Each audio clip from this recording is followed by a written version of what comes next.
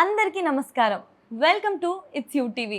ప్రస్తుతం మనతో పాటు ఉన్నారు ప్రముఖ ఆధ్యాత్మికవేత్త, రిటైర్డ్ ఆంధ్ర ఉపన్యాసకులు, పూర్వపు యాదగిరిగుట్ట అర్చకులు డాక్టర్ సందుకుల కృష్ణమాచార్యులు వారు. గురువు గారితో మాట్లాడి మనకున్న సందేహాలన్నింటినీ కూడా నివృత్తి చేసుకునే ప్రయత్నం చేద్దాం. మంచి విషయాలు కలిసి తెలుసుకునే ప్రయత్నం చేద్దాం. అంతకంటే ముందు ఇటువంటి ఆధ్యాత్మికపరమైన వీడియోస్ కోసం, మంచి విషయాలు తెలుసుకోవడం కోసం ఇప్పుడే మన ఛానల్ని సబ్స్క్రైబ్ చేసుకోండి. నమస్కారం గురుగారు. శుభం విజయోస్తు. గురుగారు, మనకి 15వ తారీఖున, జూన్ 15వ తారీఖున సోమవతి అమావాస్య ఉంది కదా, దాని యొక్క విశిష్టత, ప్రాముఖ్యత ఏంటి గురుగారు? రేపు 15వ తారీఖు సోమవతి అమావాస్య అంటారు. మళ్ళీ జ్యేష్ఠ పూర్ణిమ కూడా ఉంది కదా, జ్యేష్ఠ మాసం పూర్ణిమ కూడా ఉంది కదా. ఆ పూర్ణిమ నాడు తిరుమల శ్రీనివాసుడికి జ్యేష్ఠాభిషేకం ఉంది కదా, మళ్ళీ అది ప్రాధాన్యతనే కదా. అవును. కాబట్టి మన దృష్టిలో అమావాస్య ప్రాధాన్యమే, పౌర్ణిమ ప్రాధాన్యమే. మొదటి జవాబు. రెండోది సోమవతి. ఇది సంబంధం కాదు. సోమవతి ఏ తల్లి అయితే ఏంది, అమావాస్య అంటేనే మాతృమూర్తి అని మనకు ఒక భావన.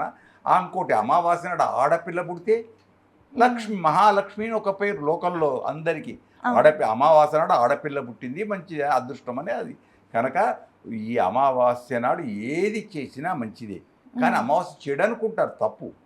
చెడు కాదు, మంచిది. ఆరాధన చేయొచ్చు. అన్నిటికంటే గొప్పది దీపాలను వెలిగించి ఏదైనా దానం చేయాలి, ఏవైనా దానం చేయాలి. సో అది ఆడవాళ్లకు వినరా సౌభాగ్య వ్రతం అంటామే. అలానే ఏది లేకున్నా ఏదో దేవాలయాలనో ఎక్కడనో ఇంట్లోనో పేరంటాల రూపంలో అమ్మవారిని తలుచుకొని, సోమవతి తలుచుకొని ఆ రోజు నాడు ఇచ్చేస్తే శుభ పరంపరలు, దోషాలుంటే పోతాయి. అమావాస్య దోషం. పురుషులైతే అమావాస్య నాడు పితృతర్పణాలు చేస్తారు. కనుక సోమవతి అమావాస్య మీరు బాగా అడిగారు. ఆడవాళ్లకు అన్ని అమావాస్యల్లో ఆడవాళ్లకు ప్రాధాన్యత ఉన్నా తక్కువ ఉంటుంది. పురుషులు మాత్రం పితృతర్పణాలు చేస్తారు. కాబట్టి యమతర్పణాలు ఆడవాళ్లకు మంచిది. మంచి ప్రశ్న. ఏవైనా దానాలు చేయాలి, ఏదైనా ఒకటే. ఆ రోజు ఏవో రూపంలో దైవ ఆరాధన, దానం శుభం. అంటే గురుగారు, సాధారణంగా అమావాస్య నాడు మగవారికే ఉంటుంది చేయడానికి తర్పణాలు అవన్నీ. కాకపోతే సోమవతి అమావాస్య అనేది ఆడవాళ్ళకి కూడా.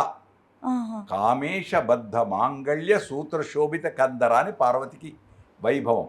ఆమె ఆ అమ్మవారే 1000 పేర్లు, అందులో పేరు కావచ్చు. కానీ అందుచేత ఆమె ఏమంటుంది, సువాసిన్యర్చన ప్రీత శోభనా శుద్ధ మానస. సువాసిన్లను ఆరాధించి పేరంటం ఇస్తే అమ్మకే పోతుంది, అంతే.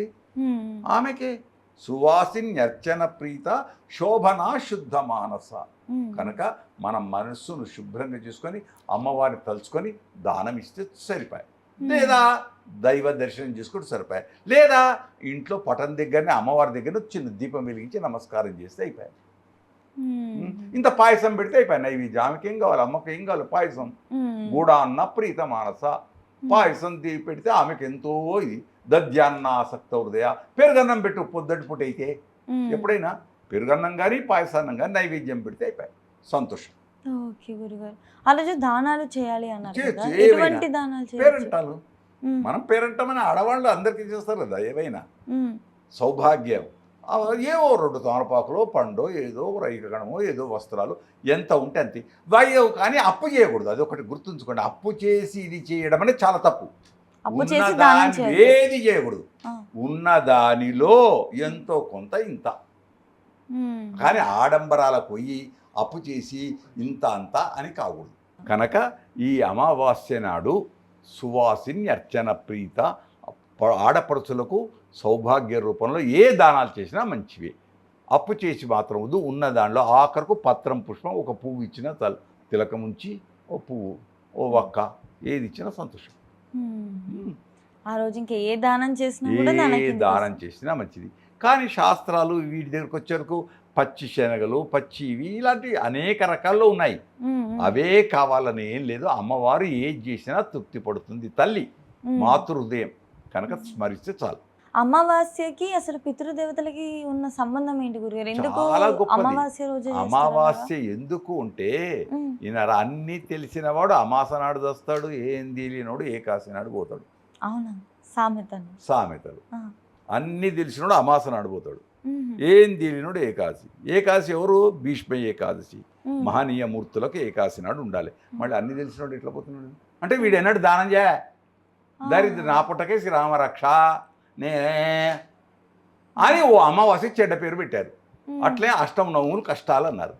అష్టమి నవములు కష్టాలు అన్నారు. అష్టమి నవములు కష్టాలా?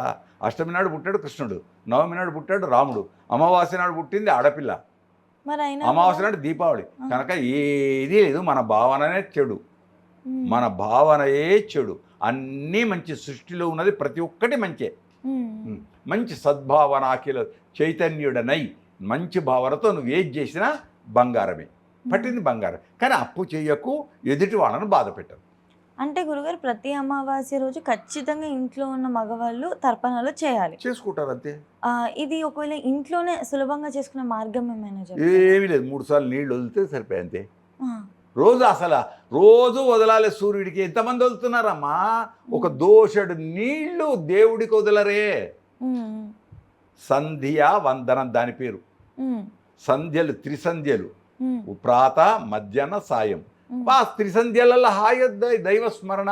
ఒక దోషుడి నీళ్లు నీకు ప్రపంచం ఇచ్చిన వాళ్ళకు వదలచ్చు, పితృదేవులకు వదులు. అట్లనే సూర్యుడికి వదిలినట్టే పితృదేవతలకు వదులు. నీళ్ళే, దానికి భయపడతామే. మళ్ళీ అదే మహమ్మదీయ సోదరులు 5 రాత్రులలో వాళ్ళు పూజలు చేస్తారు. వాళ్ళు 5 వాళ్ళకి 5 సార్లు నమస్కారం చేస్తారు, నమాజ్. ప్రతి వాళ్ళలో ఉంది. కానీ ఒకటి ఓరొరు ఆచార వ్యవహారాలు వాళ్ళకు, పంచ నమాజులు వాళ్ళకున్నాయి, అట్లే మనకున్నాయి, త్రికాల సంధ్యలు అన్నీ ఉన్నాయి. కానీ ఆచరించడం గొప్పది.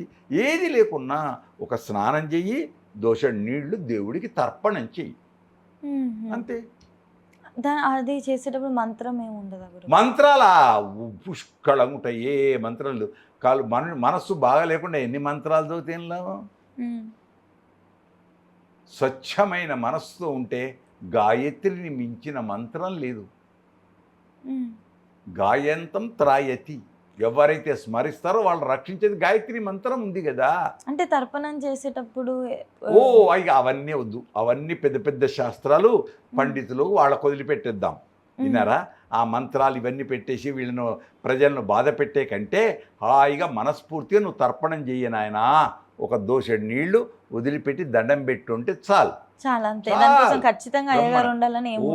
ఇక అవన్నీ చాలా గొప్పవి. నియమాలకు వెళితేనా అది నియమాల తోరణం.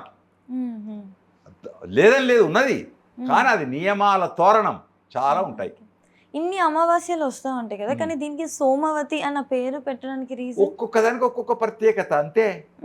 జ్యేష్ఠాభిషేకం అని ఎందుకు? అవి ఇప్పుడు రేపు తిరుమలలో జరిగే జ్యేష్ఠ పూర్ణిమ నాడు జ్యేష్ఠాభిషేకం అని ఎందుకు పేరు? జ్యేష్ఠాదేవి ఎవరు? చెడు. చెడు ఎవరికి? లక్ష్మికి చెల్లె, అక్కను. ఎట్లా అనుకుంటే అక్కడ ఇది దౌర్భాగ్యం, అదే లక్ష్మీ సంపద. ఈ రెండింటిని పూజిస్తున్నాం మనం. దాని ఆంతర్యం. చెడును పూజిస్తున్నాం, మంచిని పూజిస్తున్నాం. మంచి చెడు అనేది మంచి అగుగాక. మనం కోరేంటి? చెడు అనేది లేకుండా అది మంచి అగుగాక. అమావాస్య కూడా పౌర్ణిమ వలె ఆనందాన్ని ఇచ్చుగాక. దాని ఆంతర్యం అది. అమావాస్య కూడా మనకు ఈ పితృతర్పణాలు, పూజలు వీటి చేత పౌర్ణమి నాడు కలిగినట్టు సంపదను కూడా ఇది కూడా అందించుగాక. అంటే ప్రతిరోజు ఆనందమే.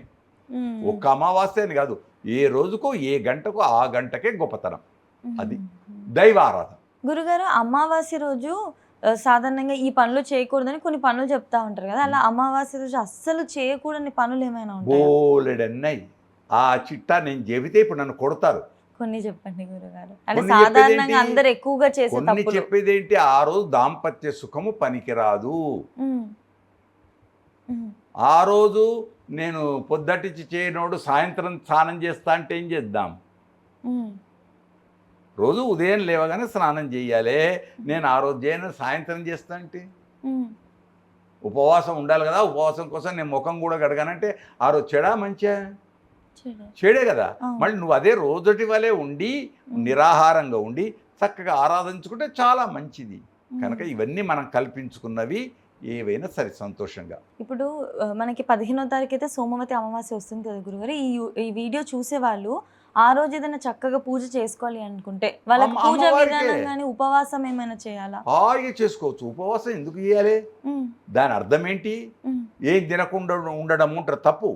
ఉపవసతీతి ఉపవాస, అమ్మవారికి దగ్గర ఉండుట. అదుగో అక్కడ పక్కకి అమ్మవారున్నారు, ఇక్కడ దాక్షాయణి ఉంది, పక్కకు ఉండుట దాని అర్థం. ఉపవసతి, అమ్మవారి పక్కనే ఉండుట అంటే దైవ చింతన కలిగి ఉండుట, దైవాన్ని ఆరాధించుట. దీన్ని మన వాళ్ళు ఏం చేశారు?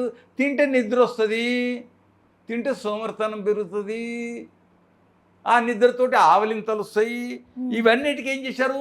తినకు తినకు తినకు తినకు తినకు అని. తినకపోవడానికి కారణం తినకు తినకు తినకు అని తినకపోవడానికి కారణం ఆరోగ్యం. ఓకే. ప్రకృతి చికిత్సలో నిరాహారం చాలా ఆరోగ్యం. ప్రకృతి చికిత్సలో ఆయుర్వేద చికిత్స లోపల ఎంత ఉపవాసం ఉంటే అంత మంచిది.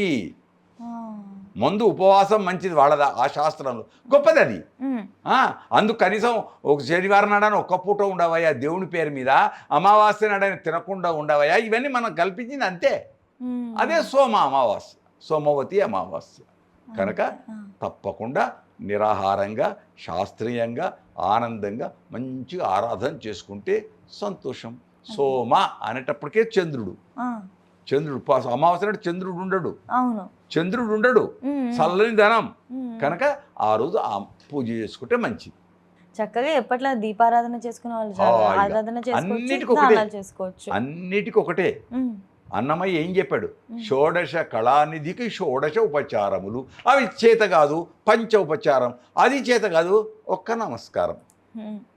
ఇది కూడా నా చేత కాదు, పోని కనీసం కళ్ళు మూసుకొని దైవా నన్ను రక్షించు. అది కూడా నేను చేయనంటే ఏం చేయలేము. అది కూడా నేను చేయను, ఇష్టం అంతే. గురుగారు చక్కగా అందరి సోమవతి అమావాస్య రోజు మీరు చెప్పినటువంటి మనకి ఏవైతే ఉన్నాయో పద్ధతులు, వాటిని పాటించడానికి మగవారైనా కూడా తర్పణాలు చేసుకుంటూ, ఆడవాళ్ళైనా దానాలు చేసుకోవడానికి ఆ రోజు చలిమిడి శనిగలు ఇవి దానాలు చేసుకుంటే అయిపోయాయి అంతే. ఆడవాళ్ళకు ఉండేది ప్రత్యేకంగా నాగ చతుర్థి, పంచమి, నాగుల పంచమి ఇట్లా చేస్తాము, సోమవతి అమావాస్య అంతే. కాకుండా 2 పండ్లు ఎక్కువ, 2 ఇదిగా ఎక్కువ అంతే. సంతోషం. చక్కగా చెప్పారు గురుగారు. ధన్యవాదాలు గురుగారు. జయము. అందరికీ శుభాకాంక్షలు. సోమవతి అమావాస్య యొక్క శుభాకాంక్షలు. ఆడపడుచులకు చక్కటి సౌభాగ్యాలు ఇచ్చి వర్ధిల్లజేయుగాక. ధన్యవాదాలు గురుగారు.